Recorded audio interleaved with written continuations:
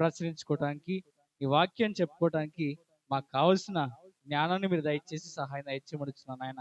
ఎలా మాట్లాడాలో, ఎలా ముట్టడించాలో నా నోటిని మీ బోరగా వాడుకొని సహాయం దయచేయండి. ప్రతి ఒక్కరికి అర్థమయ్యే విధంగా ప్రతి ఒక్కరు కూడా అర్థం చేసుకునే భాగ్యాన్ని ప్రతి ఒక్కరు దయచేయమడుచున్నాను ఆయన.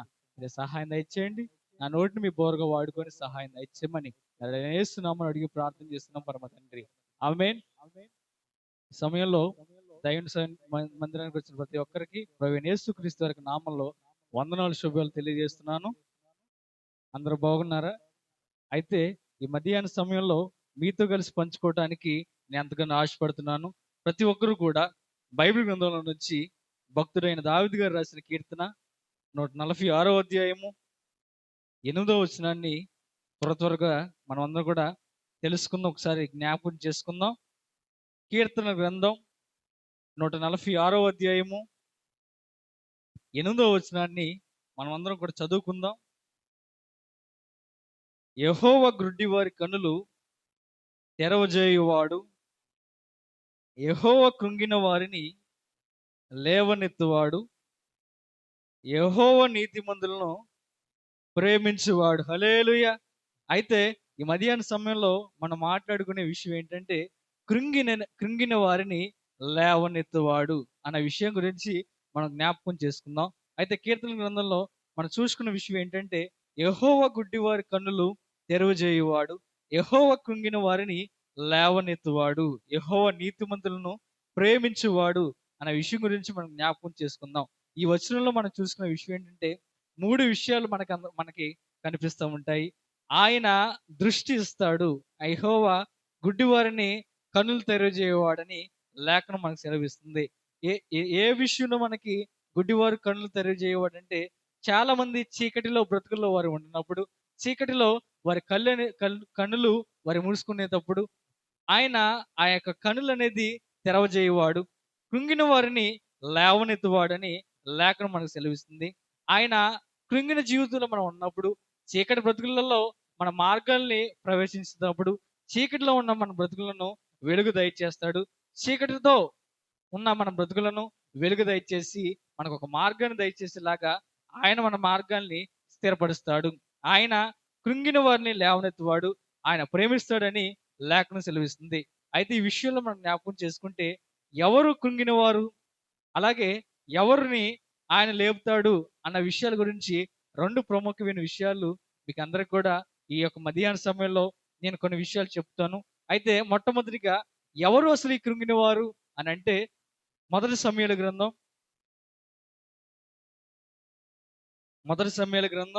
1వ అధ్యాయము 10వ వచనాన్ని మనం అందరం కూడా ఒకసారి చదువుకుందాం. మొదటి సమూయేలు గ్రంథం 1వ అధ్యాయము 10వ వచనాన్ని చదువుకుందాం. బహు దుఃఖకాంతురాలై వచ్చి యెహోవా సన్నిధిని ప్రార్థన చేయుచు బహుగా ఏడ్చుచు, సైన్యములకు అధిపతి యెహోవా, నీ సేవకురాలనైన నాకు కలిగి ఉన్న శ్రమను చూచి నీ సేవకురాలైన నన్ను మరొక జ్ఞాపకం చేసుకొని నీ సేవకురాలైన నాకు మగపిల్లని దయచేయము అని హన్నా ప్రార్థన చేస్తుంది. అయితే మొట్టమొదటిగా అసలు ఎవరు ఈ కృంగిన వారు అని అంటే, మొట్టమొదటిగా మనం జ్ఞాపకం చేసుకుంటే, హన్నా తనకు దుఃఖక్రాంతురాలై దేవుడి సన్నిధికి వెళ్ళింది. దేవుడి సన్నిధిలో ప్రార్థన చేసింది.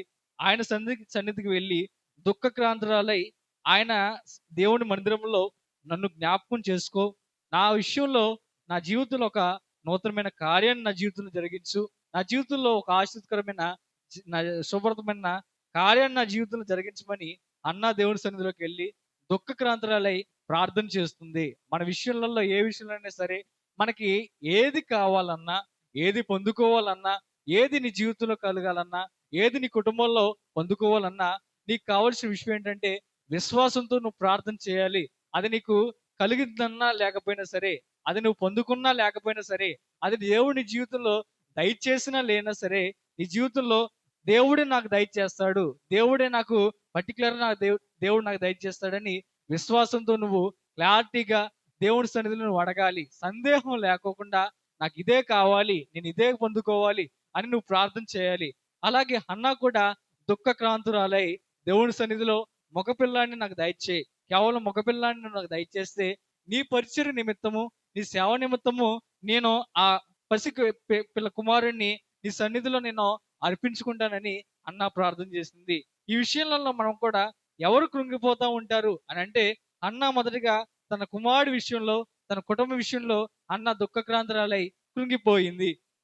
ఏ విషయంలో మనం కృంగిపోతా ఉంటాము, ఏ విషయంలో మనం నలిగిపోతా ఉంటామని అంటే, మొట్టమొదటిగా కుటుంబ సమస్యలు ఎదురవుతూ ఉంటాయి. అలాగే ఆర్థిక సమస్యలు ఎదురవుతూ ఉంటాయి. బాధలు వస్తూ ఉంటాయి. ఒత్తిడి వస్తూ ఉంటుంది. అలాగే ఒంటరితనంతో మనం ఉంటాము. ఏ ఎవరు లేని స్థలములలో, ఎవరు లేని మన మన సమయాలలో, మన విషయాలలో ఎవరు ఆదుకోని సమయాలలో మన హృదయం కృంగిపోతూ ఉంటది. అయితే ప్రభు చెబుతున్న మాట ఏంటంటే, ఆయన కృంగిన వారిని లేవనెత్తువాడని లేఖనం సెలవిస్తుంది. ఏ సమయంలో అయితే మనం కృంగిపోతూ ఉంటామో, ఏ విషయంలో అయితే మనం కృంగిపోతూ ఉంటామో, ఆయన చెబుతున్న మాట ఏంటంటే, కృంగిన వారిని లేవనెత్తువాడు మన దేవుడు. హల్లెలూయా! అయితే ఈ యొక్క మధ్యాహ్న సమయంలో ఈ దేవుడి సన్నిధిలో ఉన్న ప్రతి ఒక్కరు కూడా ఏ విషయంలో అయితే మీరు కృంగిపోతూ ఉన్నారో, ఏ కష్టాలైతే మీకు ఎదురైతే ఉన్నాయో, ఏ చీకటిలో మీరు ఇంకా ఆ యొక్క చీకటి బ్రతుకులలో మీరు ఉన్నారో, దేవుడు చెబుతున్న మాట ఏంటంటే, కృంగిన వారిని లేవనెత్తేవాడు మన దేవుడు. ఈ యొక్క విషయాలలో ఎందుకు ఈ సమస్యలు మీకు వస్తూ ఉంటాయి, ఎందుకు ఈ కష్టాలు వస్తూ ఉన్నాయి, ఎందుకని మీకు కృంగిపోతున్నారంటే, దేవుడు ఎవరైతే వారు ఓదార్చుకోగలుగుతారో, ఎవరైతే ఆ కష్టాలని, ఆ సమస్యలను, ఆ నిందలను ఎవరైతే భరించగలిగే శక్తిని వారికి ఉంటుందో, దేవుడు వారికే ఆ కష్టాలు ఇస్తూ ఉంటాడు. వారికి ఆ సమస్యలు అనేది ఇస్తూ ఉంటాడు అనే విషయాన్ని మనం జ్ఞాపకం చేసుకోవాలి. ఒకవేళ ఈ లోకంలో నువ్వు పడిపోయి ఉన్న ఎడల, ఈ లోకంలో నువ్వు తృణీకరించబడిన ఎడల, ఈ లోకంలో మనుషులు చూపే నిందలకు, మనుషులని మాటలకు ఈ లోకంలో నువ్వు పడిపోయిన ఎడల, దేవుని ద్వారాగా నువ్వు బలం పొందుకుంటావు. దేవుని ద్వారా నువ్వు శక్తిని పొందుకుంటావు. దేవుని ద్వారాగా నూతనమైన బలాన్ని నీ జీవితంలో నువ్వు పొందుకునేలాగా దేవుని జీవితంలో దయచేస్తాడు. హల్లెలూయా! అయితే ఎవరెవరో మనల్ని చిన్నచూపు చూస్తూ ఉంటారు. ఎవరెవరో మనల్ని హేళనగా చేస్తూ ఉంటారు. అయితే మనం అందరం కూడా ఒకసారి గ్రహించుకుంటే, కాకులు మన గృహంలో వచ్చేటప్పుడు, కాకులు మన చుట్టూ వచ్చేటప్పుడు, కాకిని చూసి మనం హేళనగా చూస్తాము. కాకిని చూసి మనం చులకనగా చూస్తాము. అయితే ఆ కాకి ద్వారాగే దేవుడు కాకి ద్వారాగే ఏర్పరచుకున్నాడు. దేవుడి సన్నిధిలో దైవ సేవకుడు తన బలహీన సమయంలో తను ఉన్నప్పుడు, దైవ సేవకునికి తనకి ఎన్నో కష్టాలు వచ్చినప్పుడు, ఎన్నో నిందలు వచ్చినప్పుడు, ఎన్నో అవమానాలు వచ్చినప్పుడు, ఎంతో మంది తనని చిన్నచూపు చూసినప్పుడు, ఎంతో మంది తనకి బెదిరింపులు వచ్చినప్పుడు, ఎంతో మంది తనకి సేవకుడికి ఎన్నో బెదిరింపులు వచ్చినప్పుడు తను కృంగిపోయి కృంగిపోయి ఒక నది దగ్గరికి వెళ్ళి తన బస తీసుకున్నప్పుడు కాకి ద్వారాగా తనకి ఆహారాన్ని దయచేశాడు.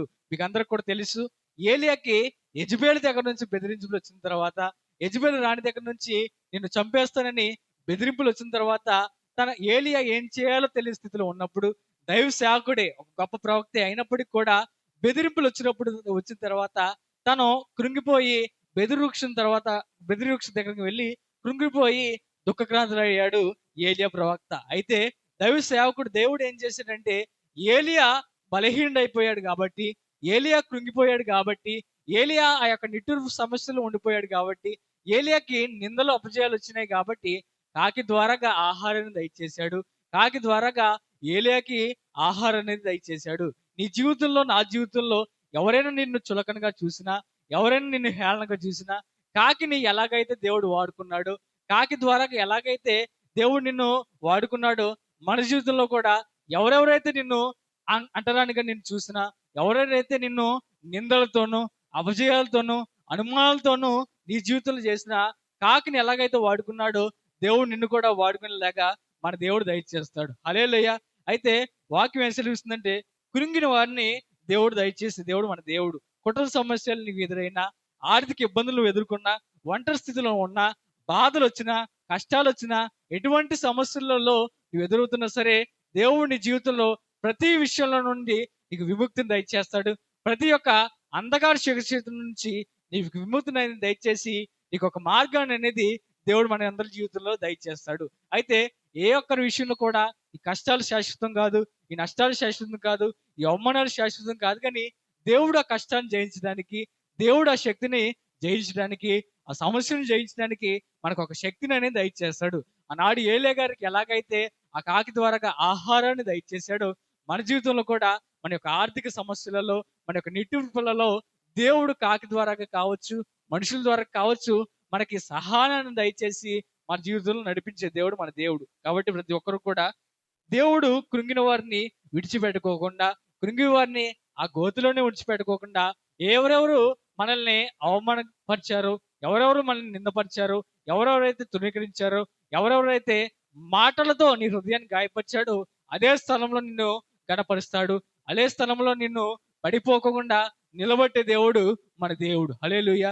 కాబట్టి ప్రతి ఒక్కరు కూడా కృంగిన స్థలంలో మనం ఉండము, కృంగిన గోతిలో మనం ఉండము, కృంగిన నిట్టూర్పులో మనం వండుకోకుండా దేవుడు నిలబెట్టే దేవుడు మన దేవుడు. కాబట్టి ప్రతి ఒక్కరు కూడా వాక్యం ఏం సెలవిస్తుందంటే, కృంగిన వారిని లేవనెత్తే దేవుడు మన దేవుడు. అలాగే ఇంకా ఎవరు కృంగిపోయి ఉంటారు అని అంటే, కీర్తన గ్రంథం 51వ అధ్యాయము, కీర్తనల గ్రంథం 51వ అధ్యాయము 17వ వచనాన్ని మనం చదువుకుందాం. కీర్తన గ్రంథం 51వ అధ్యాయము 17వ వచనాన్ని మనం చదువుకుందాం. విరిగిన మనసే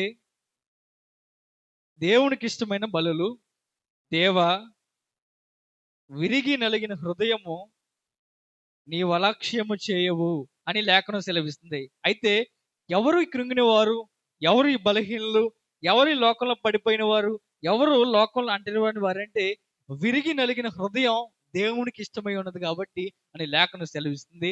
ఏ విషయంలో అసలు మనిషిని హృదయం ఎందుకని నలిగిపోతూ ఉంటుంది, ఎందుకని వారి యొక్క హృదయం నలిగిపోతూ ఉంటుంది అంటే, మనుషులు పై రూపంలో ఎంతో సంతోషంగా ఉంటారు.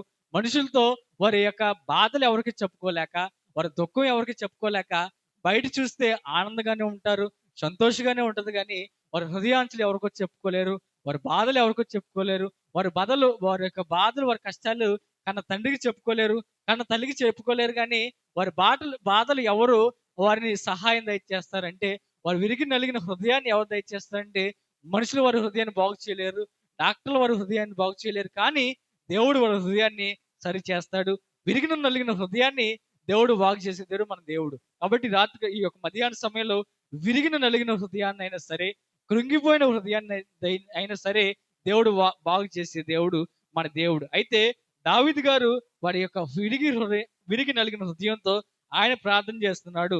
ఈ యొక్క 11వ వచనం మనం ఒకసారి చూసుకుంటే, నీ సన్నిధిలో నుండి నన్ను త్రోసివేయకము, నీ పరిశుద్ధాత్మను నా యొద్ద నుండి తీసివేయకము, నీ రక్షణ ఆనందము నాకు మరలా పుట్టించుము, సమ్మతి గల మనసు కలిగజేసి నన్ను దృఢపరచుము అని లేఖనం సెలవిస్తుంది.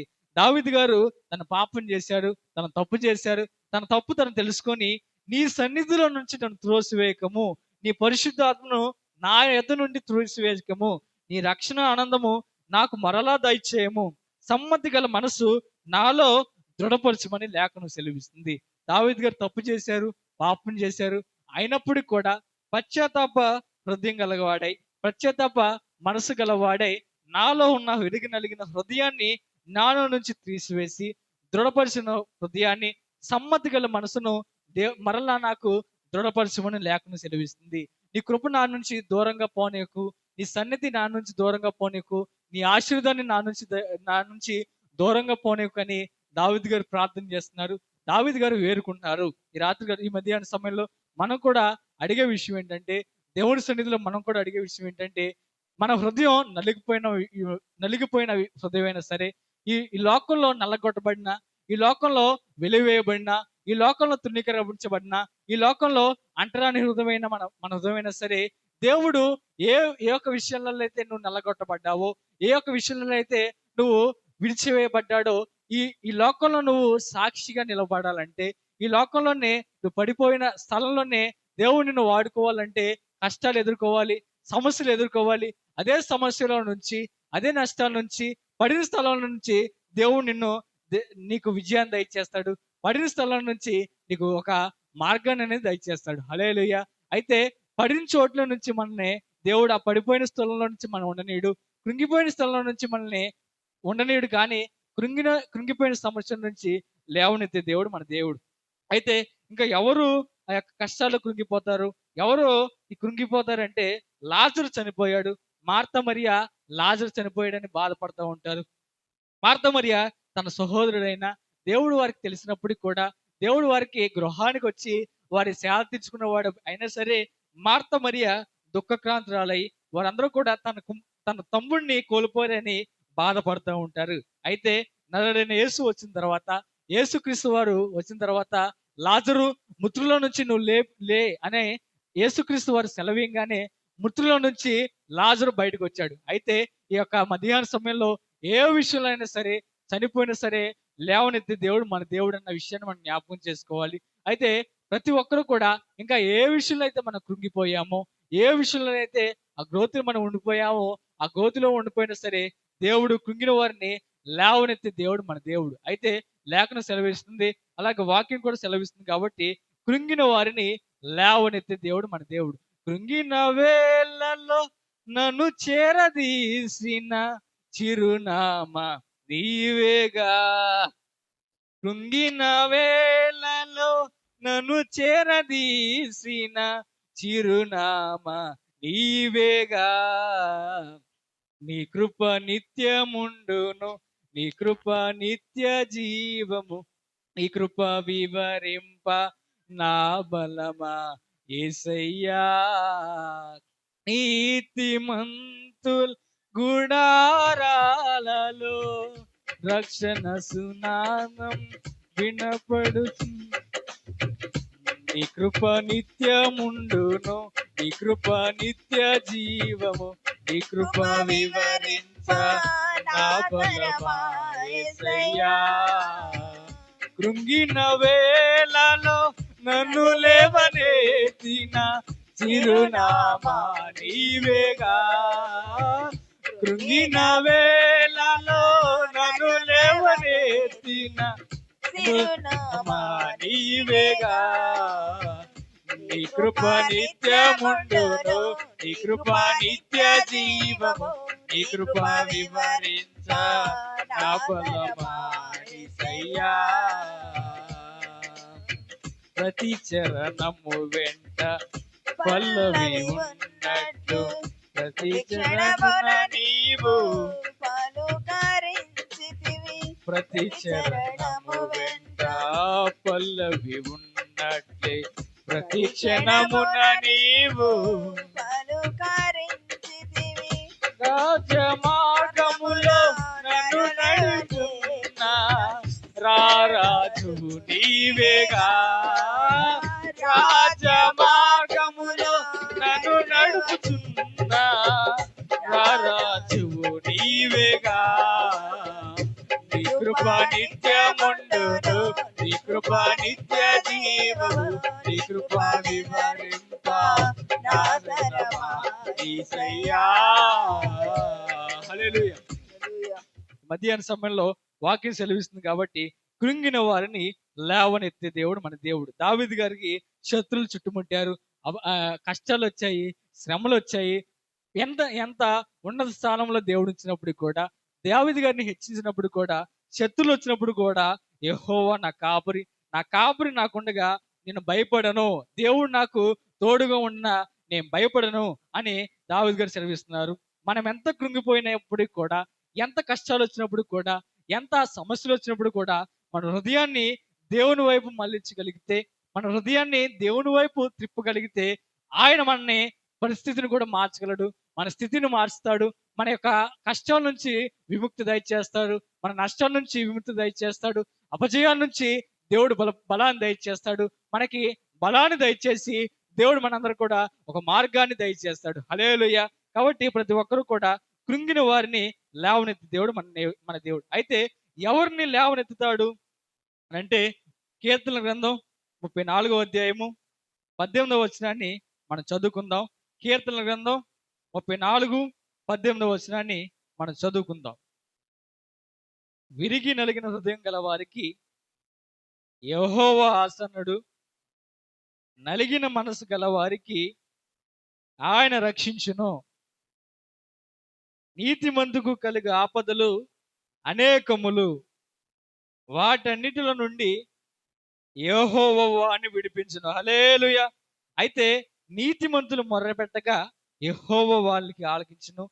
వారి అన్నిటిలో నుండి వారిని విడిపించునని లేఖనం సెలవిస్తుంది. కాబట్టి ఎవరికి కష్టాలు రాకోకుండా ఎవరికి ఉండవు. సమస్యలు రాకోకుండా ఎవరికి ఉండవు.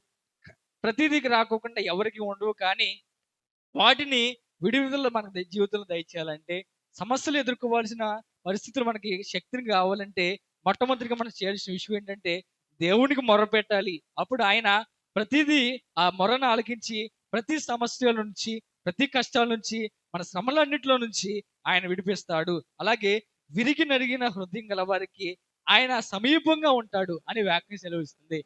ఎవరైనా నీకు దూరంగా ఉండిపోతే, ఎవరైనా నీ కుటుంబ స్నేహితులే, నీ బంధుమిత్రులు కావచ్చు, నీ ప్రాణ స్నేహితులు కావచ్చు, నీకు ప్రాణంగా ప్రేమించేవారు కావచ్చు, నీ కుటుంబం దగ్గర ఉన్నవారు నీకు దూరం అయిపోతే, వారు నీకు దూరం అయ్యారని బాధపడాల్సిన అవసరం లేదు. వారు నీకు ప్రాణాతి ప్రాణంగా ఉన్నవారు నీకు మోసం చేశారని నువ్వు బాధపడాల్సిన అవసరం లేదు. కానీ విరిగి నలిగిన హృదయంగా కలిగిన వారు దేవునికి సమీపంగా ఉంటారని లేఖనం సెలవిస్తుంది. నీ కుటుంబంలో ఉన్నవారు నీకు దగ్గరగా ఉన్నా లేకపోయినా, నీ బంధుమిత్రులు నీకు దగ్గరగా ఉన్నా లేకపోయినా, నీ ప్రాణ స్నేహితులు నీకు దగ్గరగా ఉన్నా లేకపోయినా సరే, దేవుడు నీకు సమీపంగా ఉంటాడు. దేవుడు నీకు దగ్గరగా చేర్చుకుంటాడు. దేవుడు నిన్ను హక్కు చేసుకొని, దేవుడు నీకు చెయ్యి పట్టుకొని ఆయన నిన్ను నడిపిస్తాడు. నీకు ఏ మార్గం గుండా నడిపించాలో ఆయన నిన్ను పడిపోకోకుండా, గోతిలో నిన్ను పడిపోకోకుండా, విరిగి నలిగిన హృదయం గల వారిని లేవనెత్తే దేవుడు మన దేవుడు. అలాగే నీతిమంతుని అడుగులు ఆయన స్థిరపరచునని లేఖనం సెలవిస్తుంది. దానియేలు గారు పడిపోయాడు. దానియేలు గారు ఆ యొక్క సింహాల గుహలో పడిపోయాడు. అదే సింహాల గుహలో పడిపోయాడా అని అంటే పడిపోలేదు. కానీ పడిన చోట్ల నుంచి దానియేలు గారిని దేవుడు లేపాడు. దానియేలు గారిని దేవుడు హెచ్చించాడు. అదే రాజ్యంలో దేవుడు దానియేలు గారిని గణపరిచేలాగా దేవుడు దయచేశాడు. మనం ఒకసారి జ్ఞాపకం చేసుకుంటే ఏసేపును కూడా వారి అన్నలు కూడా తీసుకెళ్లి గోతులు పడవేశారు. వారి అన్నలు కూడా తీసివేసి, ప్రాణ స్నేహితులే వారి యొక్క అన్నలందరూ కూడా కుటుంబంలో ఉన్న వారే ఏసేపు గారిని తీసుకెళ్లి గోతులు పడవేశారు. అయినప్పుడు కూడా ఏసేపు గారు ఆ గోతులో ఉండిపోలేదు. పడిన చోట్లే ఏసేపు గారు ఉండలేదు. కానీ పడిన చోట్లే ఎవరు వారి స్నేహితులు విడిచిపెట్టినా, వారి కుటుంబంలో ఉన్నవారు విడిచిపెట్టినా సరే, వారి తల్లిదండ్రులు విడిచిపెట్టినా సరే, దేవుడు విడిచిపెట్టలేడు. ఏసేపుని దేవుడు చేయి విడిచిపెట్టలేదు. కానీ అనుక్షణము కూడా దేవుడు ఏసేపుకు తోడుగా ఉన్నాడు. దేవుడు ఏసేపుకు తోడుగా ఉండి ప్రతి క్షణము కూడా ఆయనకి క్షేమకరంగా ఉంచుకుంటూ కూడా ఏసేపుని పడిన చోటుని దేవుడు నిలబెట్టేలాగా మన దేవుడు దయచేశాడు. కాబట్టి కుటుంబం నీకు దూరం అయిపోయినా సరే, కుటుంబ మిత్రులు నీకు దూరం అయినప్పుడు కూడా నీ విలువ పడిన చోట్ల నీకు తెలియదు. కానీ ఎవరైతే ఏ స్థలంలో అయితే నువ్వు పడిపోయావో, ఏ ప్రదేశంలో అయితే నువ్వు పడిపోయావో, ఎవరి ద్వారాకైతే నువ్వు పడిపోయావో, వారు నీ నీ నీ జీవితాన్ని చూసి, నిన్ను చూసి హేళనగా మాట్లాడినా, నిన్ను చూసి అంటరానితనంగా నిన్ను త్రోసివేసిన, నీ కుటుంబాన్ని త్రోసివేసిన, నీ కుటుంబాన్ని హేళనగా చూసినా సరే, పడిపోయిన చోట్ల నిన్ను ఉండనీయకోకుండా దేవుడు ఎవరి ద్వారాకైతే నిన్ను హేళన పరిచేలాగా నిన్ను మాట్లాడాడో, ఎవరి ద్వారాకైతే నిన్ను కించపరిచేలాగా మాట్లాడాడో, అదే స్థలంలో నిన్ను నిలబెడతాడు. అదే స్థలంలో నిన్ను స్థిరపరుస్తాడు. అదే స్థలంలో నిన్ను బలపరుస్తాడు. వారందరూ కూడా నిన్ను గణపరిచి, నిన్ను అభివృద్ధి చేసేలాగా మనల్ని కూడా దయచేస్తాడు. హల్లెలూయా. కాబట్టి ప్రతి ఒక్కరు కూడా దేవుడు పడి ఉన్న చోట్ల మనల్ని పడిపోకోకుండా, కష్టాల్లో మనం పడిపోకుండా, కృంగిన వారిని లేవనెత్తే దేవుడు మన దేవుడు. అలాగే ఎవరిని లేపుతాడంటే దరిద్రులు లేపుతాడు. పెంటకుప్పలో నుంచి దరిద్రులు లేపుతాడు. అంటరవాడిని లేపుతాడు.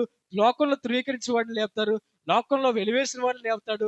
లోకంలో ఎవరికి పనికిరాని వారిని నీచులు లేపుతారు. రాజులు లేపలు. కానీ ఈ లోకంలో నుంచి త్రోసివేయడం వల్ల వాళ్ళు లేపుతారు. ఈ లోకంలో నుంచి పనికిరాని వారిని లేపి, గనులైన వారి ఎదుట నుంచి దేవుడు ఈ లోకంలో హీనులైన వారి నుంచి దేవుడు వారందరూ కూడా లేపి వారందరూ కూడా గణపరుస్తాడు. వాళ్ళందరూ కూడా దేవుడు సమృద్ధిగా దేవుడు దయచేస్తాడు. యేసేపు గారిని కుటుంబం దూరం అయిపోయింది. వారి ప్రాణ స్నేహితులు దూరం అయిపోయారు. వారందరూ కూడా కుటుంబం దూరం అయిపోయింది. కానీ మరలా కుటుంబం ఎప్పుడు దగ్గరైందంటే, మరలా యేసేపుకి కుటుంబం ఎప్పుడు దగ్గరైందంటే, ఏ స్థలంలో అయితే పడిపోయాడో, ఏ స్థలంలో అయితే దేవుడు పడిపోయిన స్థలంలో లేవనెత్తాడు, దేవుడు కృంగిపోయిన స్థలంలో లేవనెత్తాడు, మరలా యేసేపుకి వారి కుటుంబం దగ్గరైంది.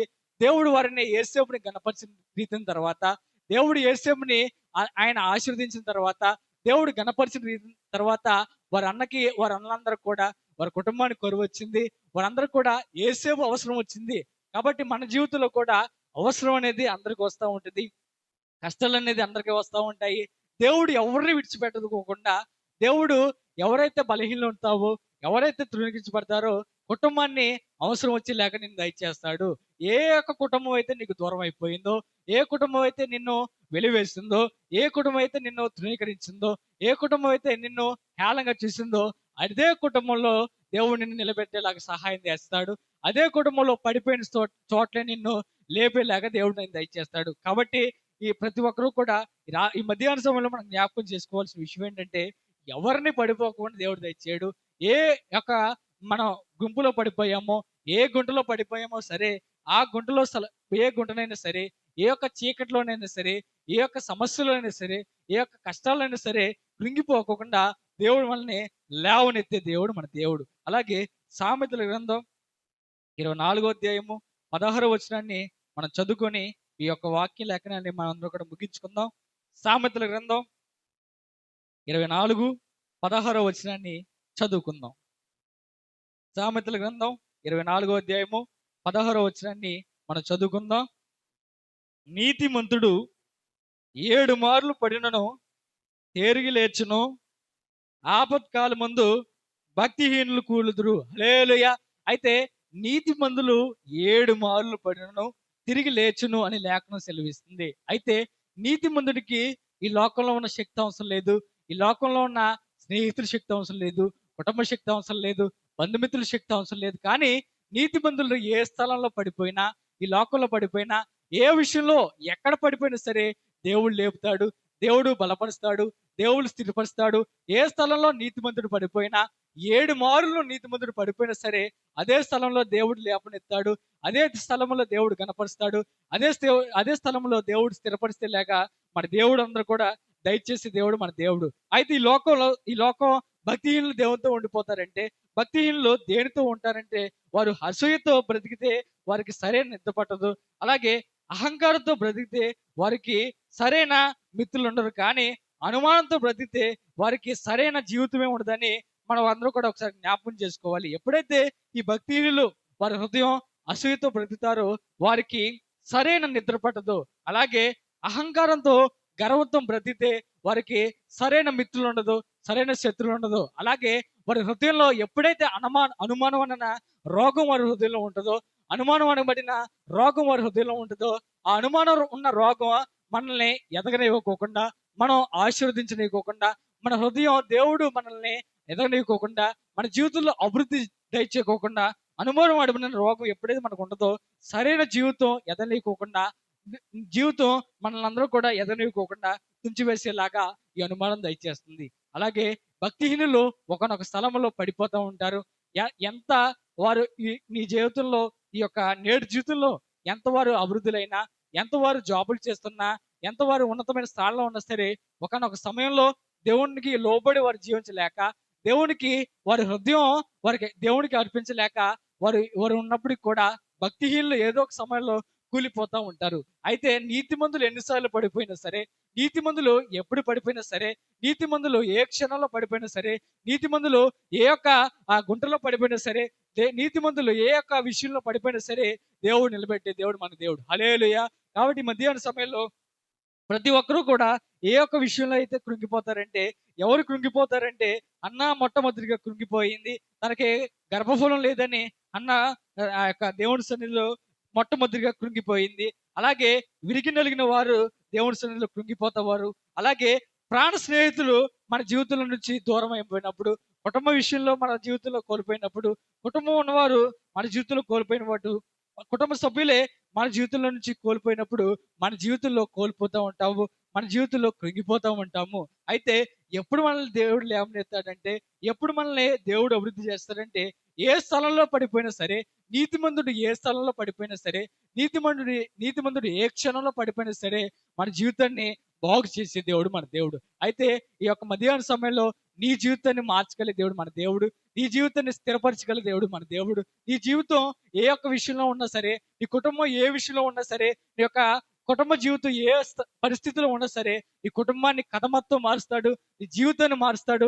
ఏ విషయంలో కూడా నిన్ను పడిపోనీయకోకుండా, ఏ స్థలంలో కూడా నిన్ను పడిపోనీయకోకుండా, ఏ కోతలో అయితే నిన్ను పడిపోయావో, ఏ ఒక్క విషయంలో అయితే నేను పడిపోయావో, ఏ సమస్యలో అయితే నువ్వు పడిపోయావో, ఏ కష్టాల్లో అయితే నువ్వు పడిపోయావో, ఏ సమస్యలో అయితే నువ్వు పడిపోయావో, ఏ నష్టాల్లో అయితే నువ్వు పడిపోయావో, ఏ ఒక్క విషయంలో అయితే నువ్వు పడిపోయావో, ఎవరైతే నిన్ను దూరం చేశారో, ఏ కుటుంబం అయితే నిన్ను దూరం చేశారో, ఎవరైతే నిన్ను అనుమానపరిచారో, ఎవరైతే నిన్ను తృణీకరించారో, వారందరి నుంచి దేవుడు నిన్ను ఘనపరుస్తాడు. వారందరి నుంచి దృఢపరుస్తారు. వారందరూ కూడా నిన్ను స్థిరపరిచే దేవుడు మన దేవుడు. ఈ యొక్క మధ్యాహ్న సమయంలో ఎవరో కూడా కృంగిపోకుండా, ఏ ఒక్కరూ కూడా కృంగిపోకుండా, మనందరూ కూడా కృంగిన వారిని లేవనెత్తే దేవుడు మన దేవుడు. హల్లెలూయా. కాబట్టి మనం అందరం కూడా ఏ విషయంలో కూడా కృంగిపోవాల్సిన అవసరం లేదు. ఏ విషయంలో కూడా భయపడాల్సిన అవసరం లేదు. ఏ విషయంలో కూడా మనం నష్టాలు పోలేమని చింతించాల్సిన అవసరం లేదు. కానీ దేవుడు ఏ విషయంలోనే సరే, నీతిమంతుడు ఏ విషయంలోనే సరే, నీతిమంతుడు 7 మార్లు పడినా సరే దేవుడు లేవనెత్తే దేవుడు మన దేవుడు. ఈ యొక్క మధ్యాహ్న సమయంలో ఈ యొక్క విషయాన్ని మనం జ్ఞాపకం చేసుకుందాం. కృంగిన వారిని లేవనెత్తే దేవుడు మన దేవుడు అన్న విషయాన్ని మనం జ్ఞాపకం చేసుకొని, మనం దుఃఖక్రాంతి అవ్వాల్సిన అవసరం లేకోకుండా, కృంగిపోవాల్సిన విషయం లేకోకుండా, బాధల పాలై అవసరం లేకోకుండా, మనకు ఎందుకు ఈ కష్టాలు వచ్చాయి, ఎందుకు ఈ శ్రమలు వచ్చాయి, ఎందుకు ఈ నిందలు వచ్చాయి, మాకే ఎందుకు ఈ నిందలు వచ్చాయి, మాకే ఎందుకు ఈ కష్టాలు వచ్చాయి అని మనం బాధపడుకోకుండా, మనం దుఃఖక్రాంతులు అవ్వకోకుండా, దేవుడే లేవనెత్తాడు, దేవుడే స్థిరపరచగలుగుతాడు, దేవుడే మన కథ మారుస్తాడు, దేవుడే మన జీవితాన్ని మారుస్తాడని పిలిచిన వాడిపై మనం నమ్మకం ఉంచుతాము. ఏర్పరచుకున్న వాడిపై మనం నమ్మకం ఉంచి, మన యొక్క విశ్వాస జీవితంలో మనం అందరం కూడా ముందుకు కొనసాగించేలాగా మన యొక్క మార్గాన్ని స్థిరపరచుకుందాము, మన నడవడికలు స్థిరపరచుకుందాము. ఏ స్థలంలో కూడా కృంగిపోకుండా దేవుడే మనల్ని లేవనెత్తాడు, దేవుడు మన బ్రతుకులు మారుస్తాడు, దేవుడే పడిన చోటనే గణపరుస్తాడు, పడిన చోటనే మనల్ని విజయాన్ని దయచేస్తాడు. కృంగిన ఎవరైతే మనల్ని అవమానించారో, నిందించారో, మనల్ని తృణీకరించారో, అదే స్థలంలో నుంచి దేవుడు మనల్ని లేవనెత్తాడని విషయాన్ని మనం జ్ఞాపకం చేసుకుందాం. కాబట్టి మధ్యాహ్న సమయంలో కృంగిన వారిని లేవనెత్తే దేవుడు మన దేవుడు కాబట్టి ప్రతి విషయాన్ని దేవునికి ప్రార్థన విజ్ఞాపన ద్వారాగా ఆయనకి అర్పించుకుందాం. మనకున్న ప్రతి విషయం నుంచి మనకున్న దుఃఖంలో నుంచి దేవుడు లేవనెత్తే దేవుడు మన దేవుడు కాబట్టి మనం అందరూ కూడా జ్ఞాపకం చేసుకుందాం. ఏ విషయంలో కూడా నీ చేయి విడిచిపెట్టడు, ఏ విషయంలో కూడా నిన్ను వెలివేయడు. మనుషులు మర్చిపోవచ్చు కానీ దేవుడు మర్చిపోనివాడు, మనుషులు తృణీకరించవచ్చు కానీ దేవుడు మర్చిపోడు అన్న విషయాన్ని మనం జ్ఞాపకం చేసుకొని, పడిన చోటనే దేవుడు మనల్ని లేపుతాడు అన్న విశ్వాసంతో మన యొక్క ఆర్థికమైన జీవితంలో, మన యొక్క విశ్వాసమైన జీవితంలో, దేవుడు మనకి అర్పించిన జీవితంలో, మన యొక్క విశ్వాస జీవితంలో ముందుకు కొనసాగిద్దాం. కాబట్టి నా మాటల ప్రతి ఒక్క వినిగడలో దీవించి ఆశీర్వదించును గాక. ఆమేన్. కథ మొత్తం మార్చగలవు, నీ నామముకే మహిమ. చూచు అందరం పడదాం. యేసయ్యా యేసయ్యా నీకే సాధ్యమో, యేసయ్యా యేసయ్యా నీకే సాధ్యమో, ఏదైనా చేయగలవు, కరమతం మార్చగలవు, నీ నామముకే మహిమంతా తెచ్చుకొందువు. ఏవైనా చేయగలవు, కరమతం మార్చగలవు, నీ నామముకే మహిమంతా తెచ్చుకొందువు. యేసయ్యా యేసయ్యా నీకే సాధ్యమా, యేసయ్యా యేసయ్యా నీకే సాధ్యమా. హల్లెలూయా హల్లెలూయా హల్లెలూయా. కృంగిపోయిన వారిని లేవనెత్తే దేవుడు. పడిపోయిన చిన్న పిల్లోడు, పాలు తాగే పిల్లోడు నడుస్తున్నప్పుడు తనంతరకు పడినప్పుడు ఎవరైనా చూస్తే ఏడుస్తాడు. కంపల్సరిగా ఇంకా గుక్కబట్టి ఏడుస్తాడు. ఎవరు చూడలేదనుకోండి, "ఆ, నా ఎంత నా ఎంత శక్తిమంతుడు ఇంకొకళ్ళు అదే ఒకవేళ చూశారు అనుకోండి, ఆ ఇక గీతాలు వస్తాయి అన్నమాట.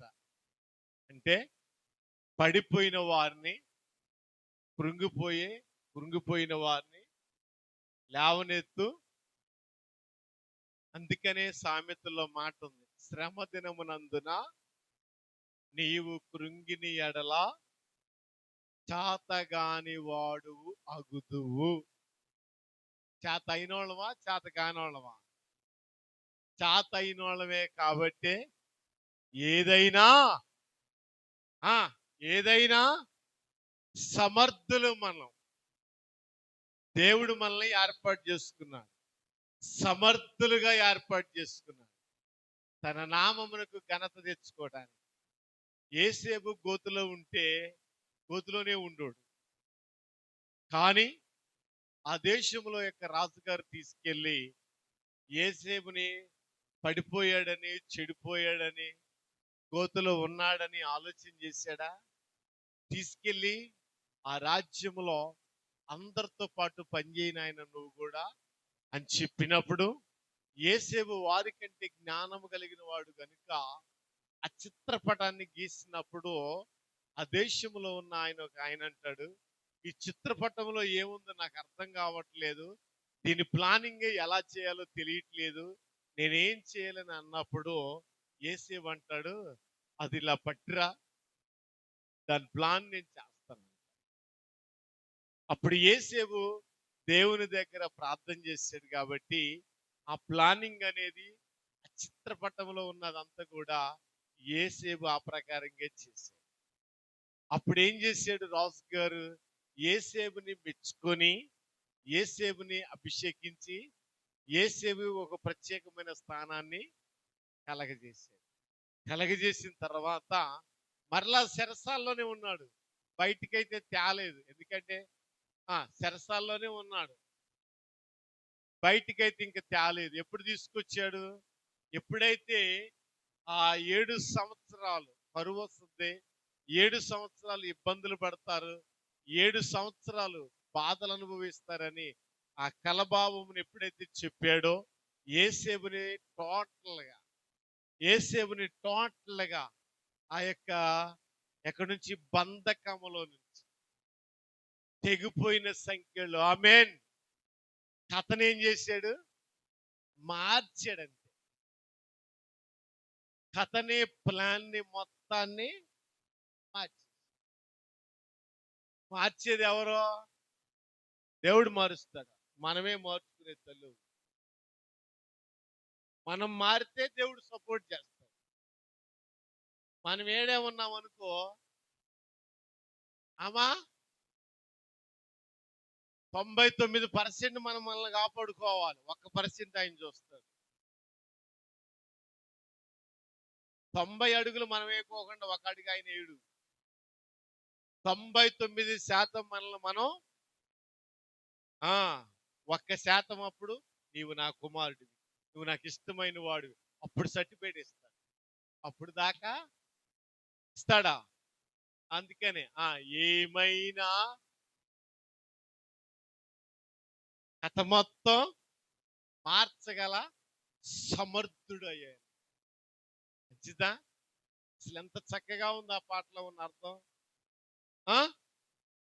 ఆ మాయదారి సీరియల్ అవి చూడుకోకుండా అప్పుడప్పుడు ఈ పాటలు నేర్చుకుంటే మనలో ఉన్న ఇవన్నీ కూడా మంచిగా ఉంటాయి. దేవుడు మనందరూ దీవించి ఆశీర్వదించింది గాక. ఆమేన్, ఆమేన్. దయచేసి అందరూ నిలబడి కానుక పాట పాడుకుందాం.